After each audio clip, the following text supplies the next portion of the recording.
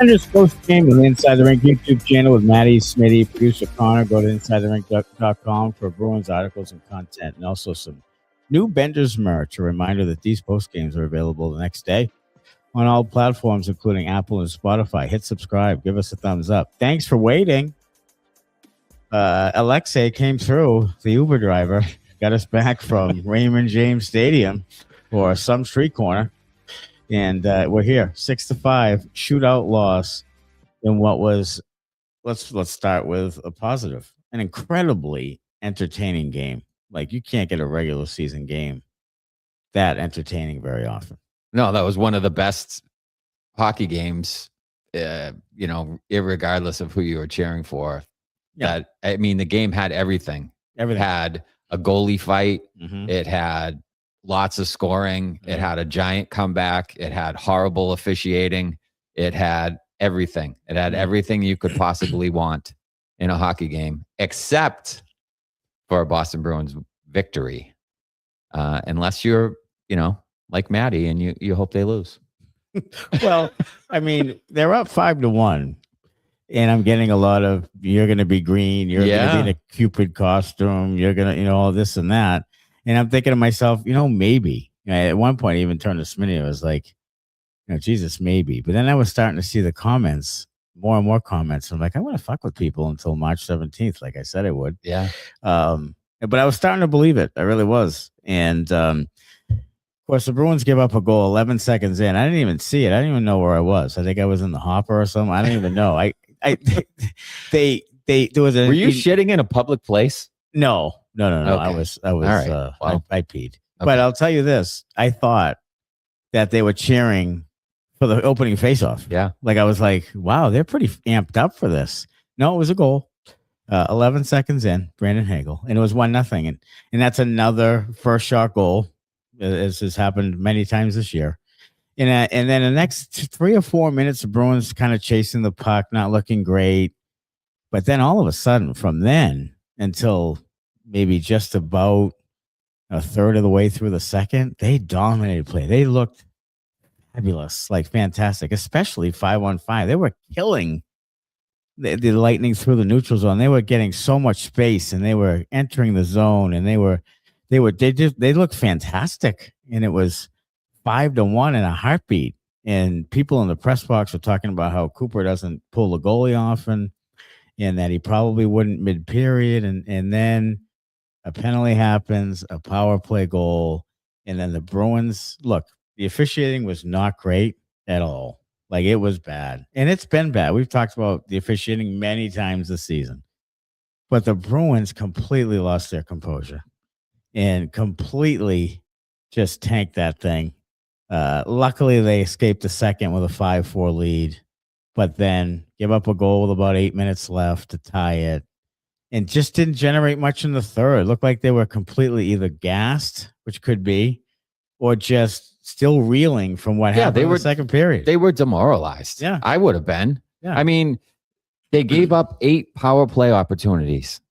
They were shorthanded for such long stretches of the second period. David Pastrnak didn't see the ice for almost 8 minutes in the second period in one stretch. Like, that's your best player. And you can't play against a good team like this and continue to take penalties. No. You just can't, especially with the way their penalty kill has performed all year long. Like, the Bruins need to get that fixed and fast. They do. If they're going to do anything in the playoffs. Like, Maddie's going to be living fucking free and green free for the rest of his life unless they can fix the goddamn penalty kill. Yeah. Because that's the main issue with the team right now. Yeah. They can't take any penalties, or it's in the net. They've given up goals now in 8 of their last 9, I believe, or 7 of their last 8. I think it might have been 7 of their last 8 going into this game. And so today they gave up a shit ton. So it's 8 of their last 9 where they've given up a power play goal. They can't keep it out of their net. Yeah, they can't. And this has been an ongoing issue. It's been slowly deteriorating. And then tonight, look, they had 5-on-3s. Charlie McAvoy said as someone asked him how they get back in the game, he said, well, they gave him 5-on-3 for 8 minutes. So, and he was pissed. And, Geekie said the right things. Pastrnak said the right things. But Pastrnak, but McAvoy was really pissed. So Connor has a quote from Morgan Geekie here after the game. Yeah, like I said, we could complain all day and night about the calls that were made, but at the end of the day, there wasn't too many of them that weren't penalties, and it's just unfortunate that we kept putting ourselves in the box, knowing what they have on the other side when it comes to special teams. So, yeah. All right. So yeah, it was Geekie just talking about what had happened. Several players were asked about what happened on the Pastrnak penalty and why wasn't a call. Was there an explanation? There wasn't one. In fact, Pastrnak has a quote here coming up about what the reaction was with the official and Pasta. To me, it was joking. I don't care. It's a bad answer, but that's how I feel like. It's weird. Score a goal and end up on the penalty box. Yeah, so he ends up with the goal. He had no idea. Hustadinov was jumping up and down like a third grader, like he thought they won the game. And then there was a penalty called, a delayed penalty. I think he started getting into the official started getting into it, someone going up the ice and just kind of lost focus. And then all of a sudden said, "Oh shit, wait a minute, the Bruins have it." And this is what Pasta said, what the official said to him. Did he give you an explanation? No. Yeah. All he told me is watch it. So I don't know. I was, didn't get to talk to him after. Before a bit.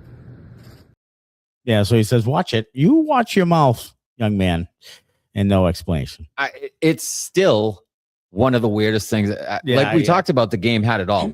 I've never seen that before. That's one of the weirdest things I've ever seen in my life. Swayman literally left the net. Like he thought it was a delayed penalty on Tampa. So if Tampa had gained possession of the puck, I guess, I don't know. I mean, Pastrnak scored on the play, which again, weird.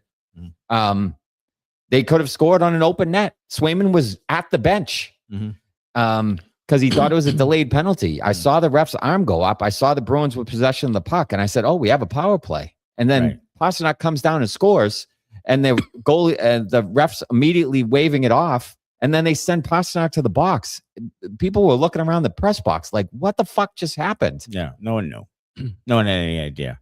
And I happened to notice him kind of arguing with a Bruin. And I'm thinking to myself, this is on the Bruins, but the play's still going. And then I heard a whistle just before Pastrnak put it in the net. And then he waved it off frantically going into center ice. And I said, well, this is on the Bruins. For some unknown reason. And then the penalty itself was, look, we're calling a slash on the pad, like on the fucking quad in overtime, so look, I don't know, it was really strange, some of the calls that were happening. And I'm not a big guy. You want to do it, I'll do it. I'm not a big refs manipulate. I'm just not that guy. But it certainly looked like it tonight. Like that was hard to explain. The power play opportunities were 8-3. Tampa had multiple 5-on-3s in the second period when the score was out of reach. I think they were trying to keep Tampa Bay fans in the stands. I think they were trying to keep viewers on the TV. It felt manipulated to me. Like not that the Bruins didn't take penalties, because they did, and they were dumb penalties, and they should have been called, some of them. Absolutely. I mean, Swayman bats the puck over his head, out of play. Somebody else shot it out of play. Hampus Lindholm takes his normal penalty that he does in every single game. Like, that shit happens. Okay. But there was calls that didn't go the Bruins way that were penalties that were called for Tampa Bay. McAvoy cross-checked down in front of the net late in the game. No call. They come down and score. There were calls that could have gone the Bruins way that didn't. And then they matched up other things or didn't match things when they could have. There was all kinds of stuff that seemed like the officiating was really, really one-sided tonight. And all I ask for is the officiating to be consistent. And it wasn't tonight. It was one-sided and it was awful, like it always is. but it just was one-sidedly awful tonight and not awful for both teams.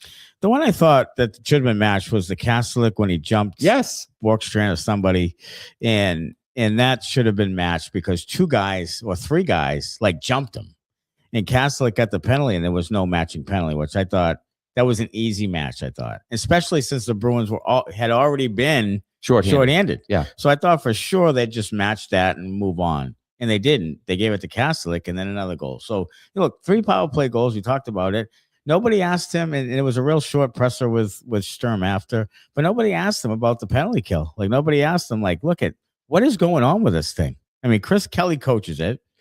We've talked about that thing, but it's getting worse and worse and worse. And like we said, if you get into a playoff scenario, especially against a team like the Lightning, who you could face, then that's bad news. That's bad news. The penalty kill is going to be the end of this team's playoff hopes. It is. If it doesn't get fixed. 100%. And it's their Achilles heel, and it will be until they figure something out with that thing or have someone else coach it. Right. Absolutely. All right. Some positives. How about Morgan Geekie with 2 more goals tonight? A couple of great tip goals by Geekie and Arvidsson. Mm-hmm. Again, the Bruins are playing fantastic hockey in that middle part of the game. And the Matt Poitras goal, the backhander. And sweet goal. Here's the thing about Poitras is that what do you do? Like, are they really looking to shop the guy?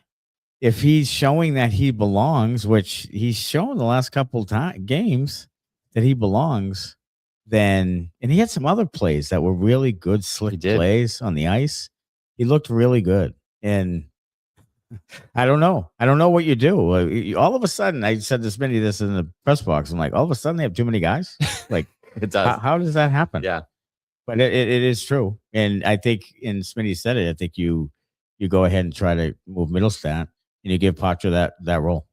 Yeah, if you could do that, I think that saves you some money. Maybe gain some assets from Middlestat, unless you're including Poitras in a bigger deal, which may happen because he's unhappy with them. I think the Bruins are a little bit unhappy with him. He switched agents. Like, there's a lot of smoke there, and usually with the smoke there's fire. So there's some underlying something there between him and the team. Yeah. But he's played really well the last couple of games. So to me, I think you would rather keep the young guy that could maybe blossom into something rather than Casey Middlestat. If you kept Poitras, that's another feather in Sweeney's cap. We developed a guy. He's still 21. He's still a pretty good player. He's shown some flashes. Like, those are all good things for the Bruins, for the development model, for, their history of developing players. Like, that's a check mark in their favor if they hold on to the guy and he turns into something. I feel like they should do that. Mm-hmm. And Middlestat came up from outside the organization, but it seems like for whatever reason, they like guys outside the organization more than guys inside their own organization who they've drafted and developed. Yeah, or supposedly. I don't think they like to. I don't think they are good at developing, and I think they don't like to play young players for the most part, unless you're really mature like Minton, or they need a defenseman like Lohrei. Like, I don't know. I just think that's it. All right, we have one more quote here from Marco Sturm, the presser. I have to look at some of the calls. I know some of them were not in our favor. I can tell you that. We do have to do a better job, and they probably have to do a better job too. So again, overall, I don't blame them. It always comes back to us, and if you give a guy like Kucherov 10 minutes on the power play, he did something wrong. So that's on us. Yeah. Kucherov 10 minutes on the power play. Yeah. Yeah. I mean, I think Kucherov had a 4-point or a 5-point night tonight. Yeah. He was 4-point night, a goal and 3 assists for Kuch. Swayman made a huge save at the end of overtime, or they could have lost the thing right there. Yeah. Saved the point. Yeah. Well, it was overtime. So. Oh, it was overtime. Yeah. I'll tell you, at the end of the day, and Sturm said this, and he was being positive, but I mean, you get a point in this game in Tampa, you get 2 points against Florida, and you get 3 out of 4, just like you said. Yeah. So if you can turn the page, you get an extra day. So you get 2 days. You're in Florida in close proximity. You probably leave tomorrow, get to Sunrise, whatever, have a practice. And I think you get ready, and maybe you're a little pissed off. And Florida's been up and down, and you've been much more consistent than they have lately. I think you go in there and get a W. You get 3 out of 4 points there, right, going into the break, and you're in good shape. Yeah, I think. Look, to me, this game could be a turning point of the season type of game. It can. If they go into Florida and lay an egg, and now you've lost, 2 in a row here late, and it kind of can snowball on you. Like it didn't feel great the way you lost this one. Tampa Bay with 4 goals, comeback, the biggest comeback in team history, and it can really go the wrong way on you. That game in Florida now in Sunrise is a huge game. It is. Because if they can bounce back, then like you said, it's a good trip. Mm-hmm. You take 3 out of 4 points against 2 division teams, and you're okay. Mm-hmm. Like you go into the Olympic break with a win, and you're feeling better about the whole thing. But I tell you, if you lose in Florida badly, like you say, you take a bunch more penalties and you give up a bunch more power play goals, and you lose the thing like 5-2. It could be the end of this season. It really could be, because that thing could snowball. You get on one of those losing streaks where you lose, 6, 7 in a row, like this team has done. Oh yeah. And you're out of it all of a sudden, because everybody else in the division keeps winning. Yes. So it's not a division where you can afford to have a long losing streak. No, it isn't. And again, I thought this before, and I think it now. Like the Florida game's the bigger game, because you can really put Florida, them behind you and keep them behind you. It's a 4-point game coming up, and Florida's behind you now, so you can keep kicking them while they're down. And if you do that, I think you're in much better shape than anybody thought you would be in. You're pretty securely in a playoff spot if you win that game for now. So, but you have to. And you can't follow this up with like a 4-1 loss in Florida and make it look like you haven't really been able to recover from it. So it is a big swing. It could be a big swing either way. It could be a motivator. It could be something that brings you even closer together, or it can make you tank a little. And then quickly, before we go on to Venter, Swayman just loses his mind. Like, He's talked about a goalie. He's wanted a goalie fight. So he finally gets a goalie fight. He picks the biggest fucking goalie out there. But he gets a goal. He gets a goalie fight. And then after that, it looked like he just couldn't refocus. Like I don't know what happens to him, but sometimes it's everything but making the save. He gets overamped almost. He does. We talked about it in the press box at the time, where like he's overamped up. Yeah. And when that happens, he tends to things tend to kind of snowball on him, and he gets out of his game. And it looked at tonight, like the Kucherov one-timer to tie the game. That was a bad goal. Like he should have had that. Oh my goodness. He should have saved that. Yes. Right over his catching glove. Like he was there in plenty of time, and he just missed it. So like, as producer Connor likes to say, 8.25. Like 8.25 needs to make that save right there. He does. He needs to make that save. Do you have something, Connor? Yeah, so from what I was watching in the game, before the fight, Swayman jumped on one of the Tampa Bay players right in the crease, and then immediately got up and was looking down the ice and started skating away. He had his wires crossed immediately because he got a nutsack tap from whichever Lightning player it was on the replay.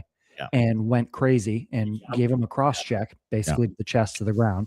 And then looked for the fight with Vasilevsky. And in another part of the interview that you guys had, he did admit he had no idea that Vasi was a lefty, and he absolutely took it at the beginning. Somebody asked him in the post game, did you know he was left-handed? No, I don't know he's left-handed. I don't know. I mean, it's just sometimes it's anything but making the save and just keeping it simple. Sometimes it's all this other shit. Like, okay, you wanted a goalie fight at the Stadium Series. That's what he wanted. He was waiting to do it right then. He could have even texted Vasilevsky before the game and said, if any shit goes down, let's go. because Vasilevsky came charging down. So I mean, it almost looked pre-scripted. They were laughing after. It Yeah. almost looked like they talked about it. But but again, I guess it's the entertainment business. I get it, but it also kind of took you out of your game. It did, I think it helped Tampa's game. I think Vasilevsky after that was much better. They absolutely were. Yeah, I think it backfired. Yes, and they lost the game in overtime. All right, Benders Banter presented by Evolve ABA. It offers consulting services from a board-certified behavior analyst to adult day programs in residences, schools, and even businesses using the principles of applied behavior analysis.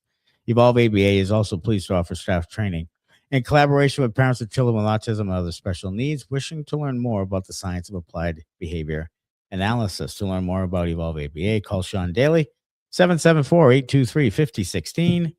Or go to evolveaba.net. First one, Nat Pat, $5 to say Swayman launches puck over the glass for a delay of game penalty. Somebody's kids.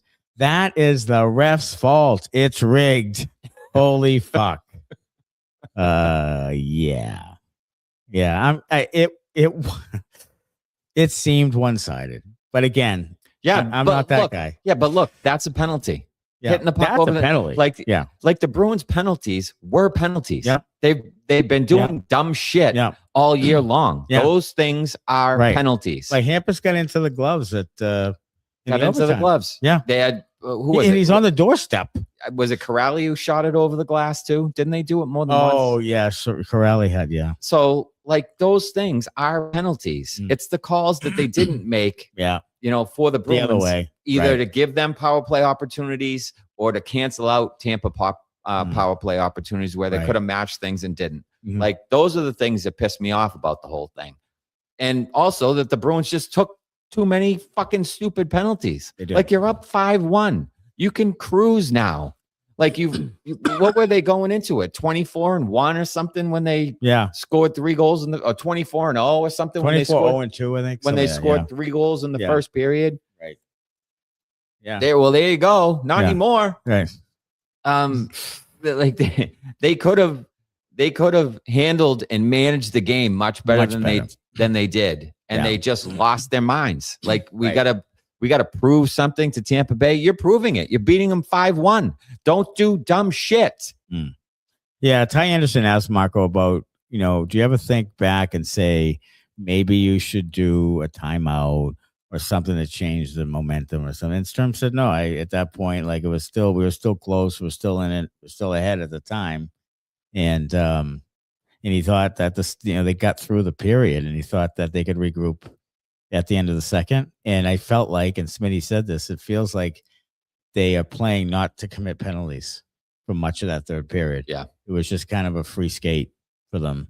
And they weren't really making a lot of contact. There was a hit late where Smitty was like, well, there's a hit that we haven't seen in, a period and a half. And so I think it changed the way they started to play too. And it just, you could see it from a mile away that they were going to lose either in overtime or a shootout. All right, Connor. So I do want to talk about the penalties and why some of them were granted. The first really bad penalty in my mind was the Brandon Hagel penalty at the beginning of the game in the first period. He went to make a shot on the follow-through, hit McAvoy right in the face with a stick. My opinion, that was a pretty gifted penalty, and then the refs quickly evened it up with a pretty shitty call on the other side on the Bruins, and then it kind of went downhill from there. But in my opinion, that one and the Pastrnak penalty at the end of the game where you allow the guy to continue to carry the puck and score before you blow the whistle, if you want to, parse some calls here, those are probably the two, and one of them's not against the Bruins. All right. Well, the one on Hagel, was it Hagel? Hagel. The one on Hagel, it was a follow through, but then he hit him coming back. He did. Down. He hit him on the way back. Like he didn't hit him going up. He hit him like bringing his stick back down. So afterwards. that was what. So that's what I kind of thought. That was what was being thrown around in the press box. Right. Was Hagel follows through, and then on his way back with the stick, he backhands him in the face. Yeah. So it wasn't the actual follow through. It was when he was taking his stick back from the shot where he actually hit him. I'll tell you what. If they saw that in real time, the official, I'm stunned. Yeah. Like honest to God. Honestly, I think they thought he just hit him in the neck, and then Tampa was arguing the follow through, and they're like, we missed it. Right. And then they evened it, like Connor Right. said. I think so. Yeah. And then the look, Pasta a little whack on the thigh pad is just like really touchy feely there. Pasta got dumped in front a couple times. Oh, I don't think he gets. He doesn't get enough. We talked about this before. I don't think he gets the calls from the referees that he should be getting. I don't think he does. There was talk like Connor McDavid at times like wasn't getting calls when he should be getting calls because people foul him all the time. And if you called everything that they did to Connor McDavid, it would be just a stream of people to the penalty box. I think it's the same thing with Pastrnak. I think they play him rough every single night and they commit fouls on him every single night. And sometimes they call him and sometimes they don't. And I think he gets fed up because he gets called for ticky-tack shit like this. He does. And they are really rough with him in front of the net or along the boards or, hooking his hands, high sticking, tripping, spearing, cross-checking, all that shit. And it doesn't get called. And then he does a little touch foul and he ends up in the penalty box. Yeah, it was weird in the press box because it's really silent because we're closed, but we can hear like the on-ice mic. Yeah. So we can hear the skating and we heard like 6 fucks in the overtime. A lot of swears. Like 6 of them. From different guys, but people just yelling fuck all over the ice. McAvoy, when after one of the things when they called the Bruins for a penalty, he had been cross-checked down in front of the net right before that and just screams at the referee into his mic, "It's right in front of you." Yes. We heard it like loud and clear. He was livid. Yeah.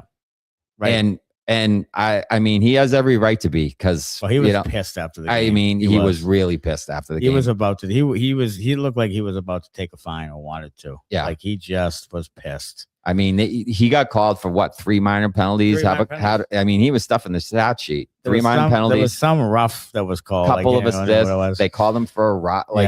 So he was just 2 roughs in a row. He had it with the officials. Yeah, I mean, he really did. He did.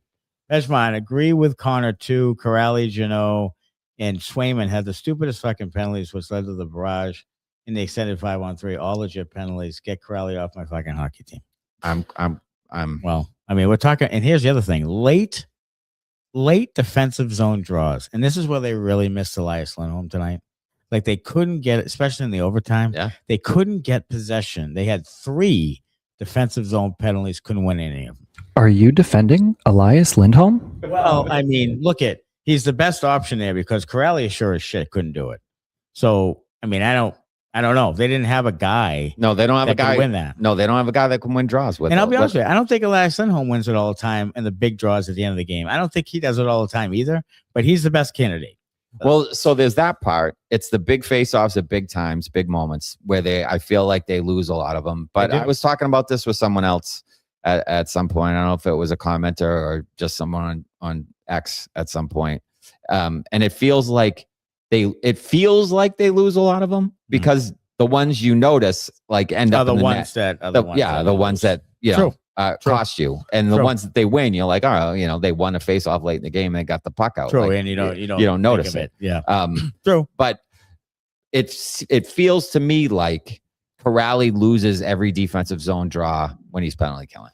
Yeah, like that's what it feels like to me. Yeah, and it's probably because I think they need to replace Kuraly on the penalty kill, and I think that's part of the problem. I think it should be like because we talked about it tonight. They took an icing late with 24 and a half seconds left or whatever, and then we're like, well, are they going to be able to win a faceoff? Like Kuraly's not going to be able to win the faceoff, and sure enough, Sturm changes, and Kastelic came out for the last straw with 5 seconds left. Right. And he won it into the corner or whatever. Interesting comment from Gordoff. Beecher at least won faceoffs and killed penalties, but Marco hated him. Beecher is Beecher. He hasn't done much of anything. Yeah. But Kuraly doesn't do much of anything, and he doesn't kill penalties well. Yeah. And Beecher's, 10 years younger. But, I don't know. I mean, they love Kuraly as a penalty killer. There must be some data or some analytics, or they just can't come to Jesus and say, we were wrong. We got him 5 years later, and he's older, and he's just not as effective because there's that thing too. Gordoff says anyone who thinks this game was equally officiated should watch it again. Yeah, I mean, it was the big calls and the non-calls. It was really the non-calls. Like the Bruins things, sure. Like the Pastrnak one probably wasn't a penalty. There was some other ones that, you could have matched them instead of sending only a Bruin. Right. Like there's that. And then there's some that were non-calls, where, McAvoy's cross-checked in front, that I'm sure they fouled Pastrnak more than once. Right. So there was calls there that could have been made to kind of even it out. Look, it was 8-3 power play opportunities for Tampa Bay tonight. And you can't tell me that Tampa Bay wasn't committing. It doesn't even have to be the same amount, a similar amount. Call it 8-6. And I think, that's a more evenly officiated game. Call the fucking penalties over there and don't call the ones that aren't there. Well, my thing is, if do it consistently. Like just like in a game like this, to me, I feel like they should have called it tight early and then let them play. But that's not what happened. No. Because the Bruins kind of blew it open early, and then they were like, well, we got to call some penalties to get this thing back under wraps. Yeah, right. It seemed like. Right. But it was 5-1. It was headed for like 8-1. Yeah, it could have been. It just had that sense in the building, like, Jesus, they're going to railroad them right now. And then all of a sudden, the penalties come. The Nicholas says, fucking penalties, thank you, refs. I guess Bettman wanted Tampa to win. Disgusting, but great game to watch onto the Panthers. It was a funny story. I was in the press box. I'm going to the bathroom or whatever, and not to take a shit, but to go pee. And I'm walking behind an old guy in like a hooded sweatshirt and like wind pants, and he's with these other couple guys. I'm not thinking anything of it. And then he talks, and it's Gary Bettman. And I'm like, it was the most unassuming thing in the world. He looked like just some old guy in his sweatshirt. And it was Gary Bettman. And so he was there. And we saw Sweens. Sweens and Neely walked directly by us in the press box after the game was over. Yeah. And Sweeney looked like someone had killed his pets. Yeah, no doubt. And I was making a salad, believe it or not. And I turn around and he's sitting right in the chair as I turn around, like I almost put my salad in his lap. That would have been awesome. That would have been. Should have spilled Caesar salad dressing. Sorry, Donnie. That's just gonna make a mark. It's gonna stain. But hey, I'll say this about what was that? For penalties, somebody commented in the comments here that Vasilevsky should have been given a 2-minute minor for crossing the red line. That is a penalty. However, they gave both goaltenders a 2-minute minor delay of game for leaving the crease, which is crossing the red line, and 5 minutes for fighting. Yeah. Interesting. Okay. Craig Campbell says Cooper looked like a fucking pimp, only worse. They looked like Tony Montana. Yeah, I think he was. I think he was dressed as Scarface. Scarface. Okay. Yeah, I think he was trying to be Scarface. Yeah. I think he looked like a cross between a pimp and one of the cops on Miami Vice. Yeah, he did. Nat Pat, in order to blame the refs, you have to also make the claim that every call against Boston after the first period was wrong. That's fucking ridiculous. Some of the calls against us were good. True. Yeah. True. Absolutely. True. And he says, yep, but still no excuse for blowing that lead. This team is the most penalized in the league. This fucking happens every motherfucking game. So, Nat Pat, that is part of what the Bruins' problem is, I think, is they can't get over their reputation as being a team that takes penalties. So they have a reputation for it. Right. They're the most penalized team in the league. They got away from it for a time there where they weren't taking penalties. But now anything close, they're not going to get the benefit of the doubt. Ever. They're not going to get it.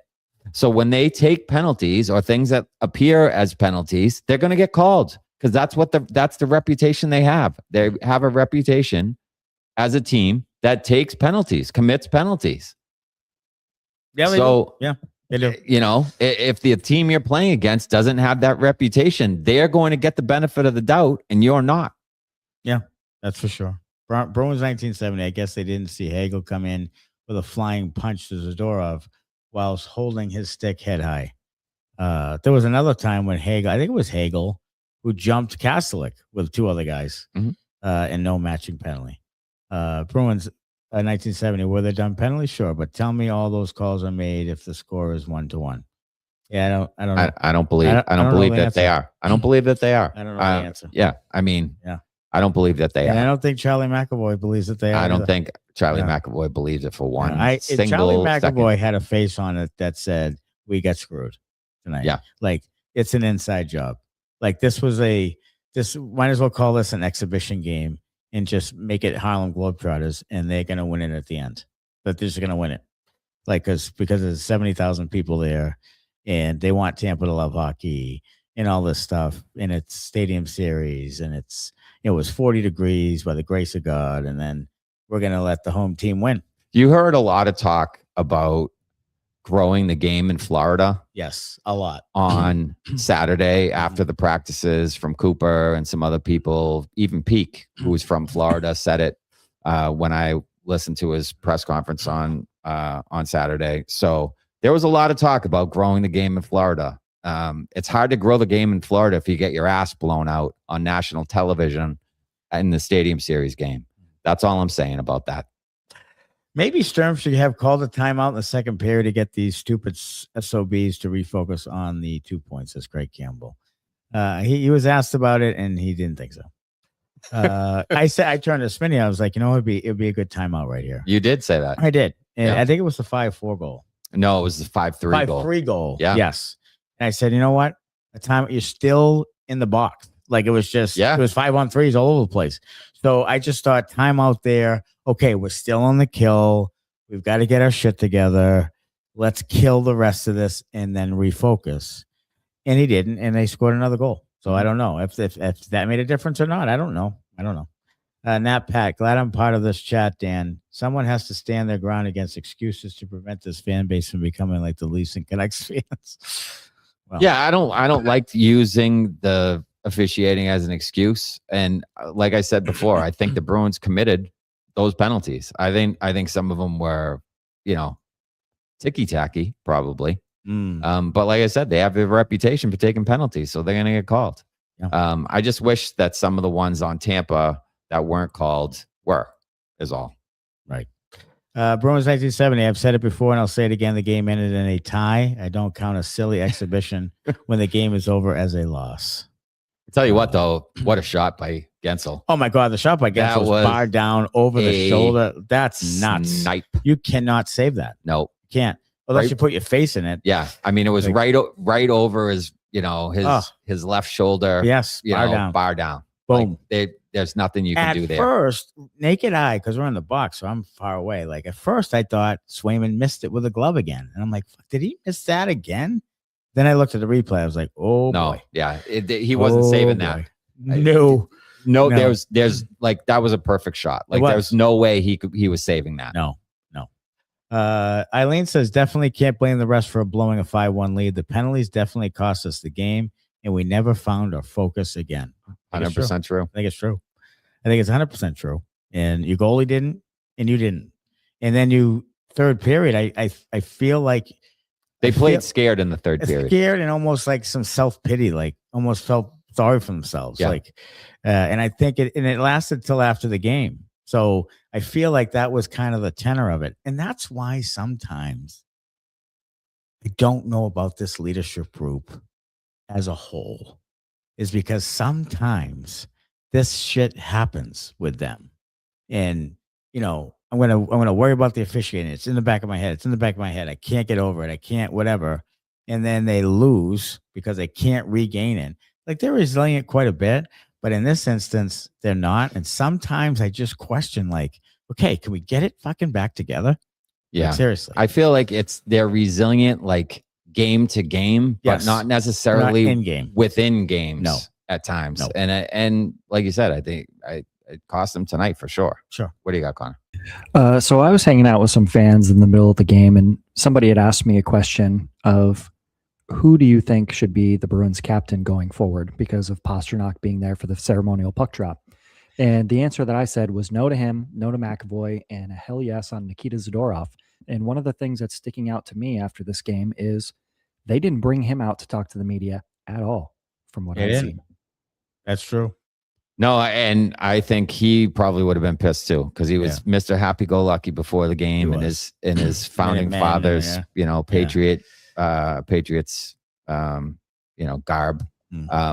and great answers. He's a great interview, honestly, because he's honest. So I think that's might be why. Yeah, because I think his honesty probably would have come through in the post game, and it might have cost him some money. Yeah, it might have. He might have said, "I don't want to talk because I'm going to fucking kill someone." Yeah, I mean, it feels like that. Yeah, it feels like that might have been what happened. Hard to be a Bruins fan. Only one cup since 1972, in spite of all the talent, getting bent over and over. Says Craig Campbell. Not the good kind. No. Sean Michael, we blew it. That's for sure. That slash and call on Pasta when he scored was pretty soft. It was soft. It was soft. Soft as puppy shit. In an overtime game when it just let them friggin' end the game. Let them decide the game. We can go through all the penalties if you'd like. Then you can explain to us how you still think the refs are the reason we lost. Good luck with that. This team has no discipline.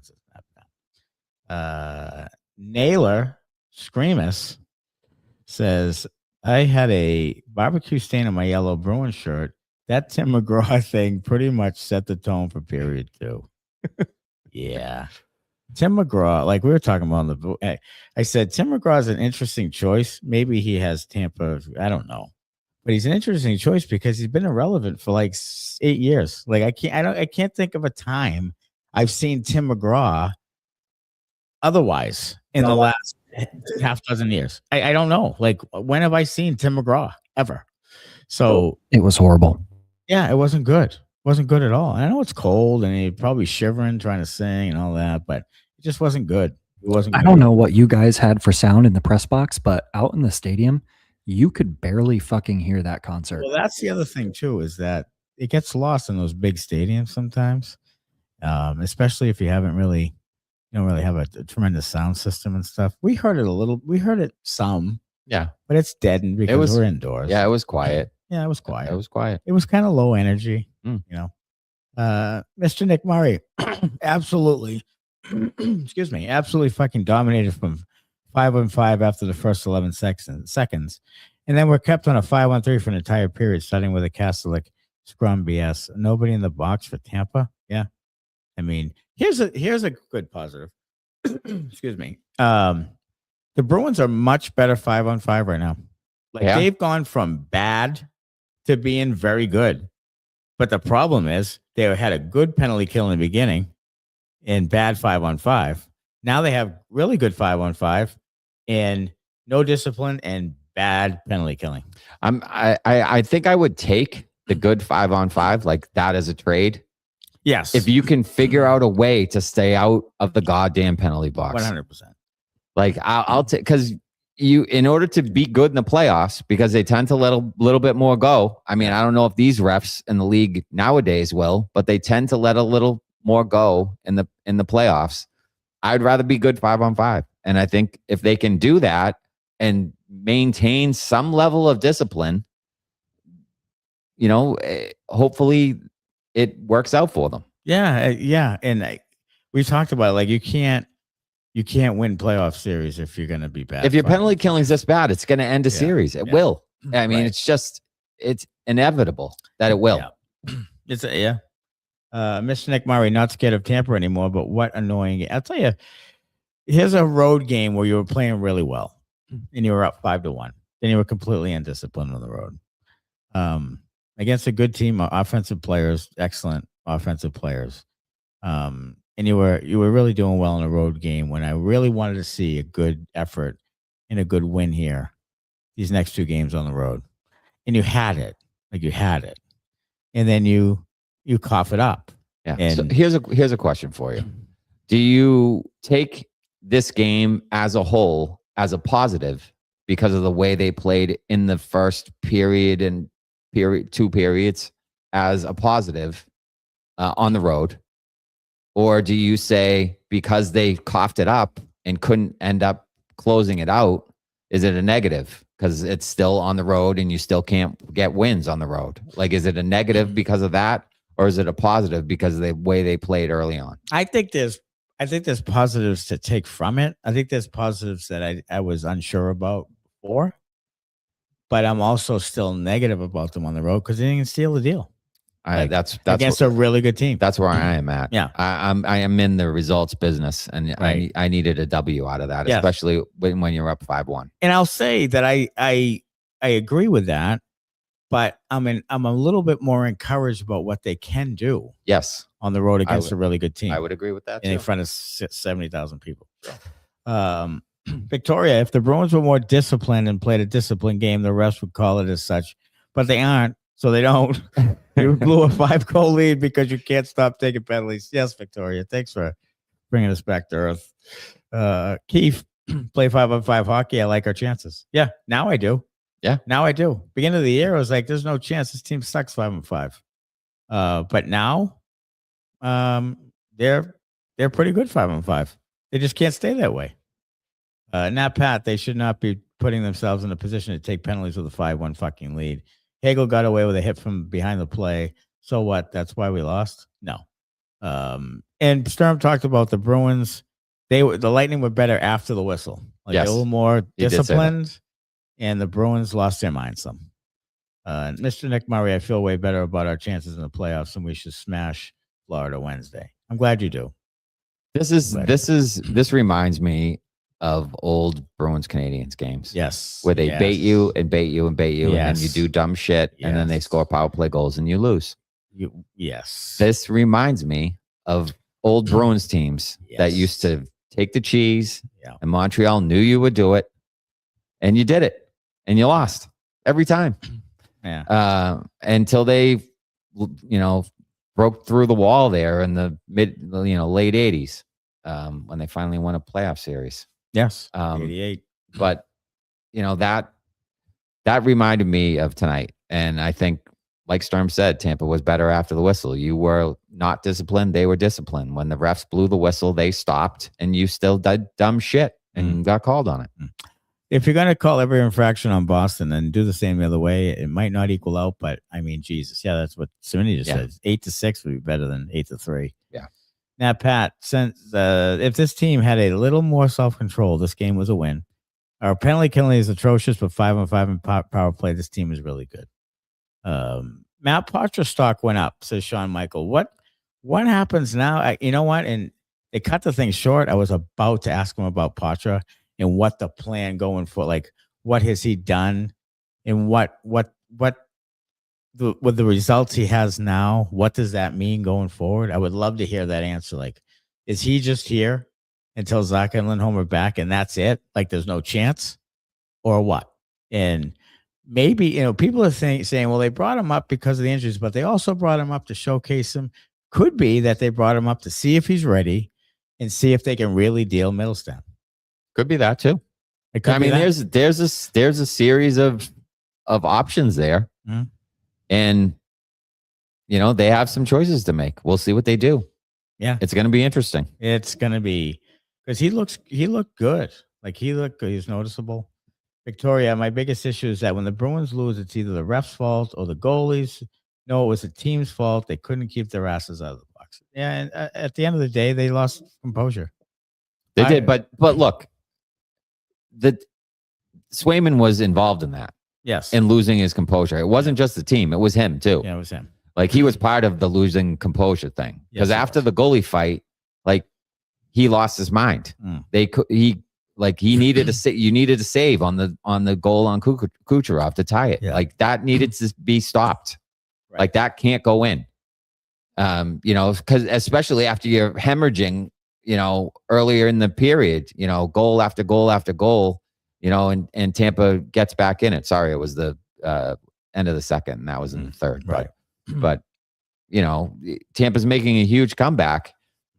The third period, your kind of team is half asleep, and Tampa gets kind of a, I'm not going to say it's a nothing shot because it's Nikita Kucherov from his area, but you need a save there. You do. That was a tough one. You think goalies are like quarterbacks? Like, if the quarterback sucks, then the rest of the team really, like, oh yeah. I think a goalie has that effect on a team. Like, the goalie. My goalie's out of his mind. Like, we're fucked. Well, yeah, sure. But it's also like, the goalie can make you look much better. Like the goalie makes, right. Makes up for mistakes by the defense. The goalie can make you look fantastic. Oh, why were the Bruins winning games earlier this season? It was because of the goaltending.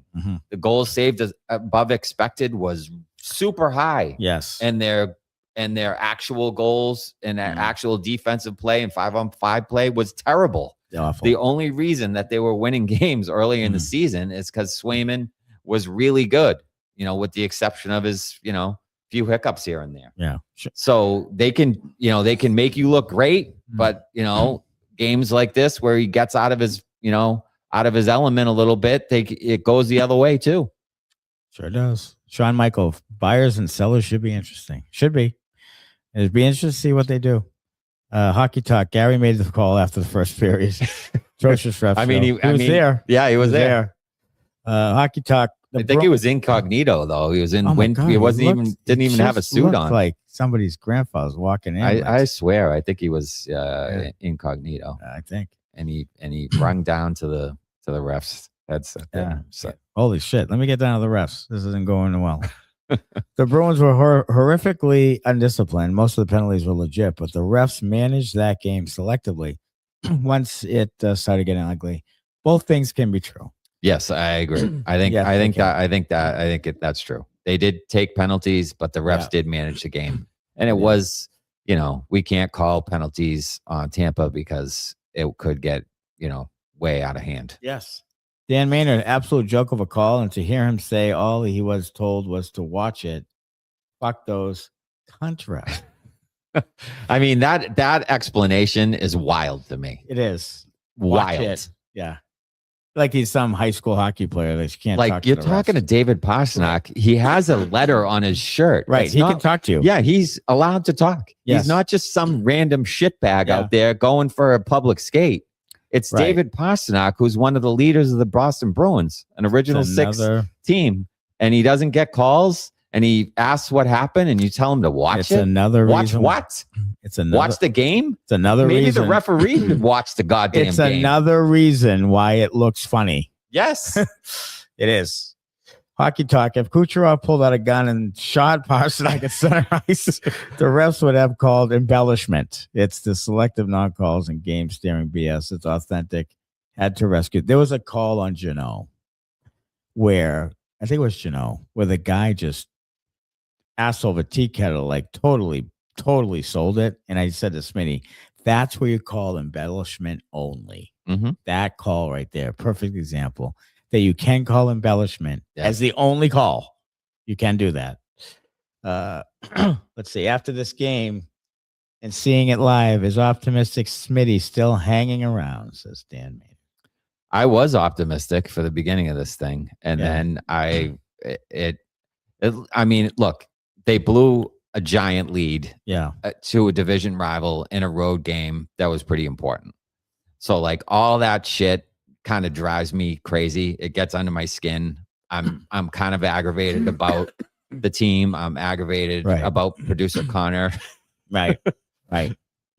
Giving me shit about being aggravated about the team. I'm aggravated about the Uber driver. I'm aggravated about the cold. I'm aggravated about everything. Yeah. But so I'm not optimistic currently. Not currently optimistic. 110, but 112. Yeah. It's the middle of the fucking night. Yeah. Where we just were standing outside for 45 minutes. Yeah. But I still like the team. Like they were playing really, really well. They were playing tremendous. I mean, it was great. It was great. In the place, you could hear a pin drop, and it was just amazing. It was. And I'm like, Jesus, they're going to blow them out of the gym right now. Like, this is. It felt like it. Fantastic. It felt like they were going to blow them out of the gym. And then Matt at one point was like, is this going to end up 8-6? Yeah. Yeah. There were legitimately droves of fans for the Lightning leaving. Yes. In the middle of the first period. Yes. So Matt noticed that towards the end of the game. He's like, look at all these empty seats. Like, where is everybody? Yeah. Before overtime, they were gone. Yeah. It was crazy. Weird. And the Bruins fans are all there ready to go. Yeah. Can't blame Poitras for wanting to move. If he does, dude has been fucked around for 3 years, says Dan Maynard. I think they've realized that they screwed him up in the beginning, and they were very cautious after that. and they wouldn't give him another chance because they know they kind of fucked him up to start. And they were really cautious about him going forward. But now he looks like he belongs. So now you have the decision to make. Yeah, I wonder if they thought like we kind of rushed him early. Yes, I think. And now like we don't want to rush him. Like if we call him back up again, we want to say, yes, he's ready. He could stay here if we have a spot for him. Yeah. Whether they have a spot for him is an entirely different story. What do you got, Connor? One of the things that you guys like to harp on with Potsy is, again, tonight, his crux, and he could not win a board battle and got crippled multiple times on the wall. Yeah. I mean, he gets pounded. He does. Yeah. So, I mean, we've talked about it and people are saying, maybe his way into the NHL is on the wing. Yeah. I don't see it. I don't see it because I don't think he's great along the walls yet. No. I mean, he was winning some board battles when he was 19. And because he's kind of slippery. He's slippery. And he made slippery moves. Yeah, he had some unbelievable kind of slippery little moves to avoid checks and stuff tonight. Fraser Minton, I thought tonight, even though I think he ended up as a minus player, made some unbelievable zone entries. He did. Like we were watching his hands and we were like, is he just like, I'm rookie of the month? Like, right, so I'm going to show off now. Like, I wonder if the rookie of the month thing gave him some like added confidence. Yeah. Because he was doing some stick handling moves tonight that we haven't seen yet. Right. And so there may be some more underlying skill there than we thought. Yeah. And they moved Minty up to Geekie and Pasta later. They did. David Bassett, what does it take to keep these guys out of the penalty box? Absolutely no reason to have lost this game. Truth. Dan Maynard, can we talk about the poor shootout choice? Casey opening the shootout, no geeks. RV would have been a much better choice to start even. Casey has an incredible, he's like 30%. Yeah, he has a very good shootout record. He has an ungodly. So I think they went by the stats. But here's the thing, like in certain games, like don't you think you should go with the hot hand? Yes. I feel like especially in shootouts, like you're seeing the puck go in the net. Yeah. So to me, like Geekie would have been a good choice. Like I feel like on a night like this where he's put in a couple, he would have been a good choice. Arvidsson, unbelievable hand-eye coordination on that tip. Great tip. So I could see him being one of the choices. Yeah. So for sure. I can't argue with the middle stat choice because of the statistical, the way he's done shootouts. Yeah. But I think maybe you could have gone with the hot hand instead. Sure. Victoria, it's a second guess, though. Victoria, good night. Thanks for joining us. It is all okay, says Chris J. There will come a day like when the Bruins beat the Frogs 7-2 and there was Habs blood all over the ice. Well, I'll tell you what. It's 26 games left. Bruins are securely in a spot. Mm-hmm. They win Wednesday. They go to the break feeling pretty good, and hopefully one of the 7 players they have going to the Olympics doesn't get hurt. And, I worry about Lindholm and Zacha now if they try it for the Olympics. Are they just going to re-aggravate whatever the hell that is, or who knows? Like, the NHL team is what matters most. Sorry, all you Patriots. Like, it does. I mean, it matters most. That's what you're getting paid to do. So I hope that they win Wednesday and it's probably fine. This is one of those games you think back. I remember that Stadium Series. It's moo. Like a cow. Like a cow's opinion. Yeah, it's like a cow's opinion. It's kind of like our opinion sometimes. Let's see. 3 up, 3 down.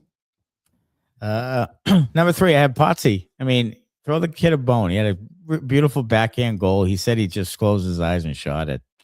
But it was a beautiful backhand goal. Had some nice nifty moves. Offensively, I think he's starting to get back in the groove. We'll see what happens there. 2 goals for Geekie. 32 goals on the season. He has an outside chance of 70 to 75 points at 5.5 million a year. That's pretty good.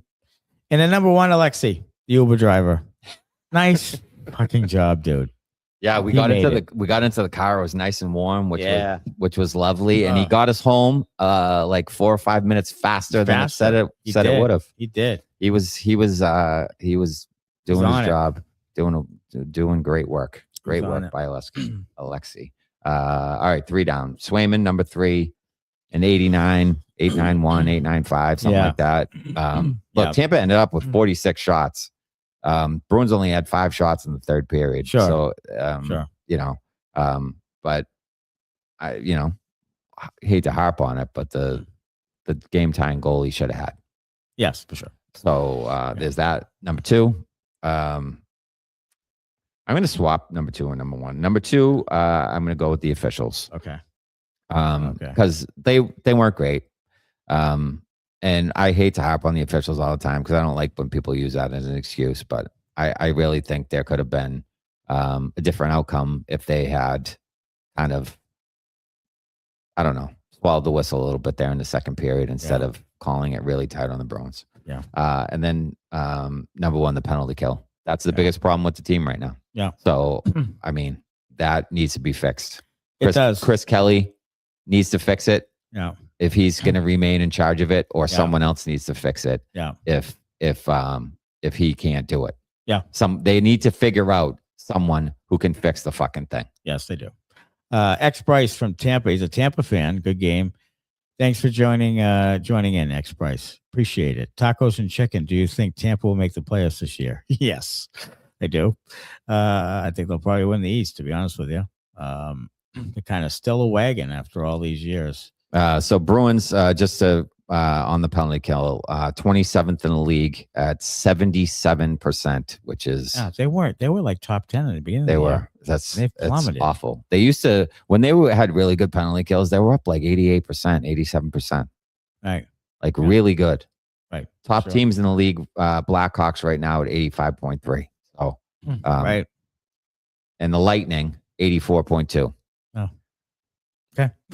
And then James Murray says, do you move Poitras and a pick to move up? I mean, typically, when's the last team that moved up in the draft in the NHL? I can't think of it. I just don't think that happens in the NHL. I think you can trade a player or a couple of players, but I don't think you trade. Like, I don't feel like you can trade your pick and move up to a higher pick. Right.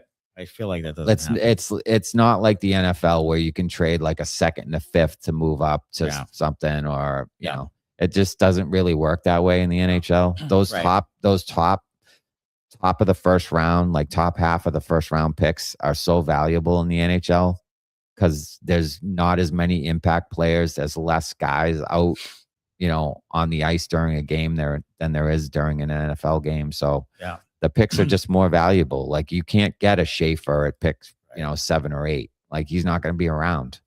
Right. So being able to, like, a team's not going to want to drop out of the top 5, say, to 14 or 15 and take Matthew Poitras to move out. Like it just doesn't happen. No, it doesn't. Dan Maynard says, great work with the credentials, boys. 3 of you smashed it. Just hoping for a W against Florida. The assholes. Go Bruins. All right. Would you look ahead? February 4th at Florida. What do you got? Let's go 3-2 Bruins. Bounce back. 3-2 Bruins. Okay.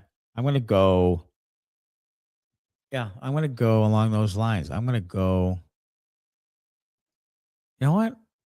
I want to go 5-1 Bruins. They're going to fucking stick their skate in the ass of the Florida Panthers Wednesday night. Okay. They are. 5-1 with Korpi in that? Sure. What the fuck? Who cares? I think it's going to be Sway again. And to answer tacos and chickens comment, do you think the goalie fight was pre-planned? I think it was. I think there was talk about it. It just seemed that way. I don't think they said we're definitely fighting, right. But I think they said if there's an opportunity to fight, we're dropping the gloves. Yes. All right. Would you rather Marchand, Barkov, Forsling, and Bob? Is Barkov back? No, but this is like their team. Like trading people. Okay, I see. Yeah.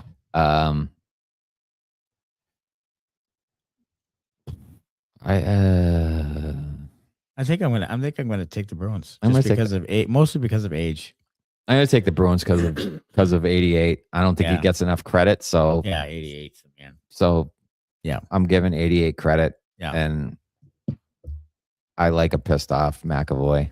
Yeah, and Swayman's younger. So yeah, yes, I'll go Bruins just because I want them to beat Florida right now, and I don't particularly like Florida all that much. No. So fuck those guys. Yeah, and go Bruins. Yeah, I think they need us in the pregame speech. Bruins on Wednesday.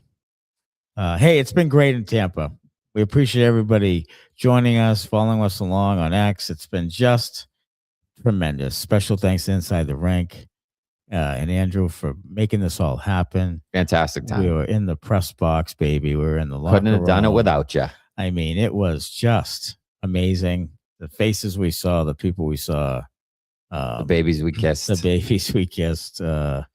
And it was a great perspective. And thanks for staying up with us and hanging out while we were trying to find an Uber. For fuck's sake. We're going to do it all again Wednesday night. And then there'll be a Thursday night episode as we head to winter break. So those two things coming up this week. Until then, as always, go Bruins. Thanks a lot. Bye-bye from Tampa.